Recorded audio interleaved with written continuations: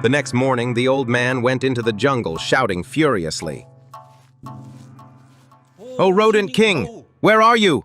He called again and again, stomping through the trees until finally the Rodent King appeared, stepping out gracefully, calm and curious. The old man wasted no time. He narrated everything that had happened and complained loudly. "You tricked me! The cow is not magical. It's just an ordinary cow." The Rodent King was confused. He tilted his head and looked at the man. "That can't be," he said. The cow was indeed magical, but the man kept denying it. He insisted the cow had no powers at all. He claimed she was no different from any other village cow.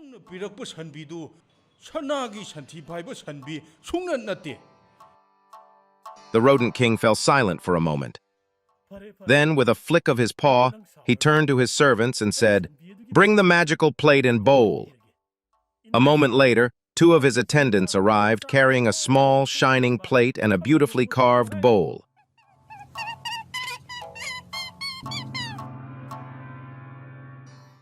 "Friend," the Rodent King said, "take this and make your wish. It will grant you your favorite foods immediately." Still not convinced, the man decided to test it. He took the plate and bowl in his hands and asked for some delicious local food. "I want oti," he said, and instantly the plate shimmered and a hot bowl of oti appeared, fresh and fragrant, just as he imagined. The man was overjoyed. He thanked the Rodent King with a big smile and rushed back home with the magical plate and bowl in his sack.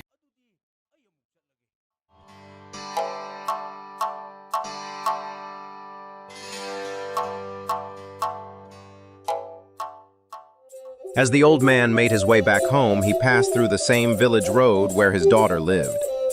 She was sitting outside her small house, and when she spotted her father carrying a strange food container, her curiosity sparked instantly. She got up and walked toward him, smiling sweetly. "What have you brought this time, father?" she asked, eyeing the plate carefully. The old man, unaware of the thoughts stirring in her mind, smiled back with pride. "This time," he said, lifting the lid of the plate slightly, "I've brought a magical plate that will grant any food you ask for." The daughter's eyes widened, though she tried to hide her excitement. She leaned in closer. "Really? Is that true?" "To prove it," said the old man, eager to show off, "I'll ask it right now. Give us some delicious rice with fish curry." As soon as the words left his mouth, the plate shimmered, and in a blink, hot, fragrant rice with fish curry appeared, perfectly cooked, just the way they both liked it. The daughter stared at it, stunned, but already plotting silently in her mind. With a warm smile, she looked at her father and said, "Father, you must stay the night with me. You're tired, and we can enjoy this delicious food together." The old man, worn out from the journey and pleased with the meal, agreed without hesitation. He had no idea what was coming next.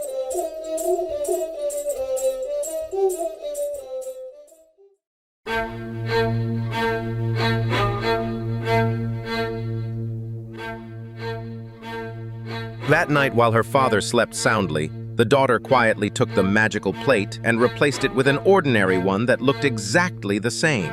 Her eyes gleamed with mischief as she tucked the real plate away, hiding it from sight.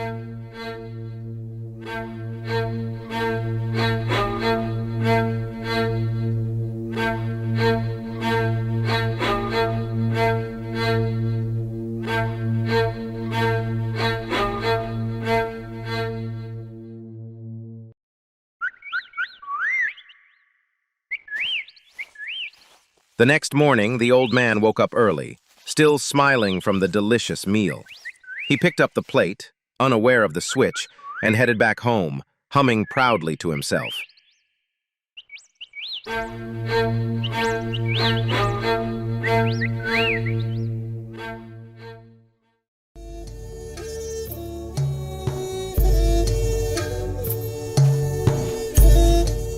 As soon as he reached his hut, he called out with excitement, "Wife, look what I brought this time.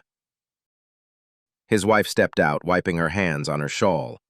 She looked at the plate in his hands and frowned. "I told you not to bring worthless things," she snapped. "Why are you carrying this ordinary plate around?" The old man chuckled, full of confidence. "This is no ordinary plate," he said. "It's magical. You can ask for any food you want, and it will appear immediately."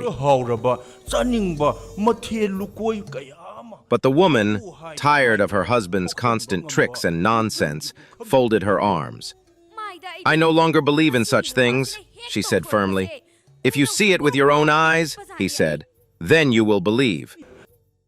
He turned to the plate with pride and said aloud, "Give us some delicious food." But nothing happened. The plate remained still and silent. Not a puff of steam, not even a crumb. His wife's face darkened. "You fool!" she shouted. "That Rat King has fooled you again." The old man stood in silence, staring at the plate, his face stiff with anger. His hands trembled, not with fear, but with the slow burn of betrayal.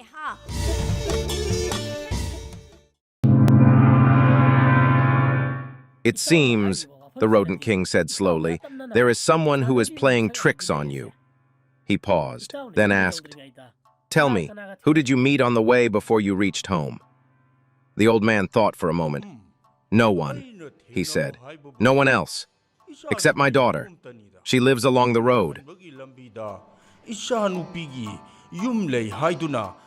As soon as the words left his mouth, the Rodent King understood everything.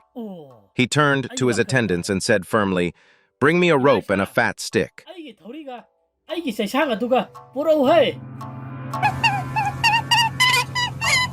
In moments, the items were brought forward. The Rodent King handed them to the old man and said, "Friend, take these. Go to your daughter's house just like before. But this time, don't speak a single word to her." The old man nodded. He said nothing and accepted the rope and stick. With determined steps, he made his way to his daughter's home. As he approached, the daughter was already waiting by the roadside. Her eyes lit up when she saw him carrying something new. "Father," she called out, trying to sound sweet, "what have you brought this time? Don't go home yet. Stay tonight at my house and leave early in the morning." But the old man didn't say a word. Without looking at her or answering, he walked straight into her house, holding the rope and the stick tightly in his hands. The daughter stood frozen, surprised and confused. Her father had never stayed silent like this before. When the house grew silent and the old man began to snore softly, his daughter crept out of her bed. Curious and greedy once more, she reached out with quiet hands trying to steal them. But the moment her fingers touched the rope, it sprang to life, twisting and coiling around her arms and legs like a snake. But before she could react, the stick rose into the air and began beating her with powerful, swift strokes. "Ah! Ah! Stop! It hurts!" she cried out in pain. "Father, please!" she shouted, tears running down her face. "I'm sorry! I'm the one who took your magical cow and the plate. Please! I'll give them back. Just ask the stick to stop." "You stole them?" he said. "My own daughter?" The daughter sobbed, nodding her head. "Yes, father, I'm sorry. I just wanted the magic. I didn't think—" The old man's voice rose with anger. "If you had wanted them, why didn't you just ask me? Why steal like a thief, over a cow and a plate?" She wept louder now, the stick still hovering near her back. "Please forgive me, father. I was greedy." At last, the old man returned home with what truly mattered, the magical cow and the plate. He said nothing. There was no need. Right before their eyes, the cow dropped a golden dung that gleamed in the morning sun. His wife stood frozen.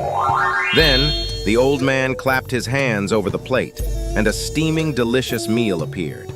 They sat together, eyes wide, hearts full. From that day on, with the magic cow and plate, the old couple lived in comfort, happy, peaceful, and yes, a little lavish too.